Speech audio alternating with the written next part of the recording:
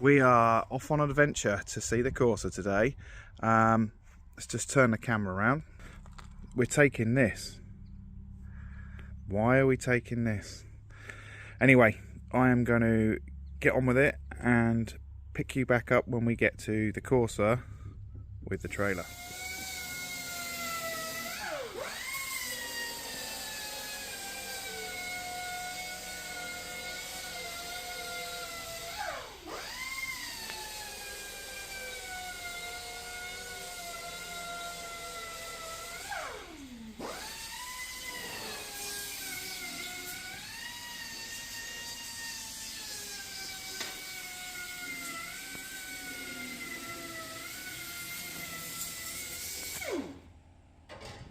So at this point, I want to point out before we go any further, that car is sitting as high as it can go on its hydraulics. It's not on the floor.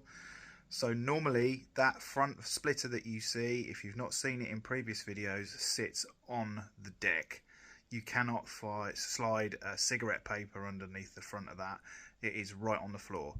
But we've obviously powered the hydraulics up. It's been raised, and that's how it's as high as it will go on its hydraulic suspension. So we've got to put the car on there.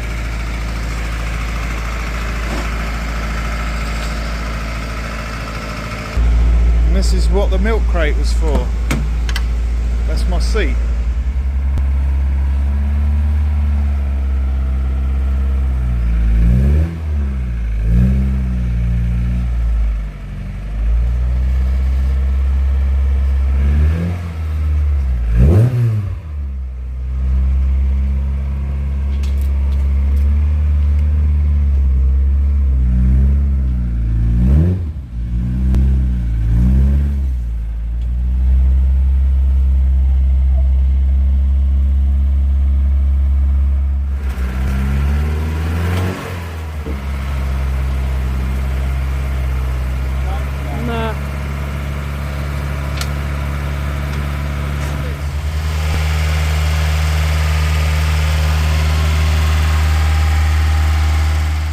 Well, there we go. Things didn't quite go to plan with the car being put on the trailer.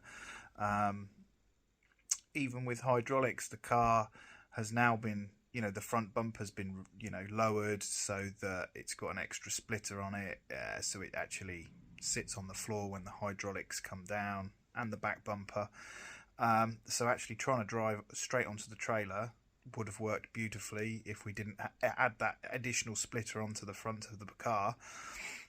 So we're still going to have to get some other ramps to be able to get up there without the splitter catching. Hence the reason why you didn't see the car actually on the trailer. But we didn't fail in our endeavours to see if it fits, because it definitely still fits width-wise. You've got to remember that we've just, made that car incredibly wide. You can see all down the side there the work that's gone into creating that wide arch framework, and where the side skirts are going to be attached. So we had to make sure that the car wasn't too wide at the front and at the sides and at the back to make sure it will fit on the trailer. So it's still going to go on there. Thankfully I've got a wide enough trailer. Otherwise it would have been plan B, buy a new trailer. I would really like that to be on the cards anyway, because eventually one day it'd be nice to have it inside the car inside the trailer, so that it doesn't have to sit out in the elements. But that's not for a long way off, and I might suffer a divorce in the meantime if we make that too much of a reality anytime soon. But yeah, for now we know that it actually will go onto the trailer. I'm just going to get someone to fabricate some new ramps up to that, or find some, hunt around online, see what we can find. But yeah, there you go. So you've seen the framework that's been made. I don't want to go into too much detail on that for the time being, because things are going to change massively with that in the next few weeks. I've not been able to do videos of it being made. I haven't been on site when it's been constructed. Loz has been beavering away at that, welding that all together, and then we can obviously start getting the arches actually built properly out of the sheet steel and whatnot. So as time progresses, we will get, you know, videos of that as it starts to be skinned. But you can see we've got a bit of a problem with the ignition on the car there. But that engine, it was sounding a bit ropey, if I'm honest with you. It hasn't been started in well over 12 months. Very tappy. We'll have that engine out soon anyway, because we want to paint the engine bay, and then we can obviously give it a good overhaul, make sure that it's nice and healthy, cut a lot of the loose wiring out of there that doesn't need to be there anymore, and just tidy the engine bay up in general. I have got some new bits that I want to share with you that we've got for the car now, so I will slide that into the video. Here you go, we've had a nice package turn up today. I shall get it out of the bag and then I shall bring you back.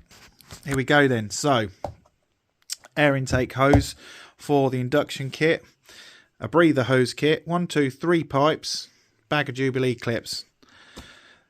You don't get much for 190 quid, do you? And that's just 2 of 4 kits that I need for our car. Yeah, so 2 kits there, they were 190 quid. I've got another 2 kits to buy, which I reckon are going to be roughly nearly £400. So all in, it's nearly going to be about 600 quid for a kit for the Corsa. But yeah, we're going grey. We got rid of the red. Yeah, we got rid of the red seats. We got rid of the red interior. We got rid of the red hoses. Finally, going to be putting something in there. I've gone with grey. I think it's quite neutral. I didn't want to go white because I just felt that they would be forever, ever filthy, and it'd be an endless job trying to clean them. Black, well, that's nice, but every car comes with black hoses, so I decided I want to do something different. I thought the other colours are not really going to suit what I'm doing, so let's keep it neutral. Grey it is. So there you go, folks. That's one little problem sorted and checked off the list. Couple of little kits to buy, obviously, but we had some more packages turn up, and here we go. We have resolved another issue that we had earlier on in the video, so check this out. What we've got going on today then, folks, we have got 2 rather large boxes that have appeared. There's one. Here's the second one. I'm going to unpackage them and take you with me. Well, if you guessed 2 lovely new black Alcantara seats, you'd have been right. Here we go. We had 2 obviously red seats that we had in the car. I'll enter a video of those into the video now.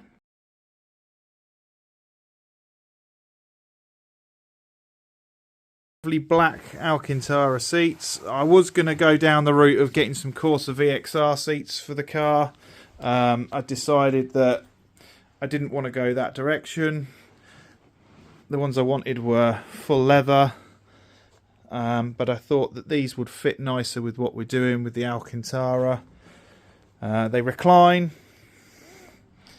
they come forward, it's therefore a 3-door vehicle as well. And I think they are going to look the absolute business. And I don't need to get them retrimmed or anything like that. No work needed. So, spot on. There's one. I'm not going to faff around and get the other one out on camera. They obviously came in the boxes. There's a lot of work to do unboxing them. I think they're going to have to go back in there for now till we're ready to use them. But they are going to be comfortable and look good in the car. I hope you agree. So there you go. There's some new seats for the car. Fantastic. So yeah, I ordered them 2 days ago and they've just turned up. Wicked, really good delivery. Brand new, off of eBay. I paid 500 quid for them. Rest in peace, the Cobra seats.